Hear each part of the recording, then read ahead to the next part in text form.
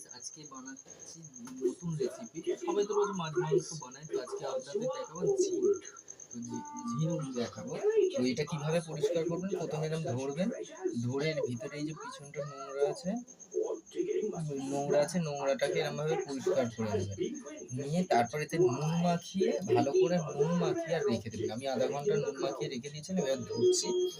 তো এতে আপনার নুনটা দিলে কি এর মধ্যে হ্যাড়হ্যাড়ানি যে ভাবটা থাকে, সেটা আপনার হ্যাড়হ্যাড়ানি যে ভাবটা থাকে সেটা পরিষ্কার হয়ে যাবে।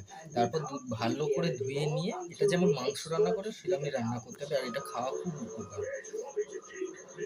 ঝিনুক বানাবো। ঝিনুক বানানোর জন্য কি কি নিয়েছি দেখুন: লঙ্কা বাটা, আদা বাটা, হলুদ বাটা, ধনে বাটা, জিরে বাটা, রসুন বাটা, আর এই যে ঝিনুক, পেঁয়াজ, আর হচ্ছে ধনে পাতা, এটা হচ্ছে গরম মশলা।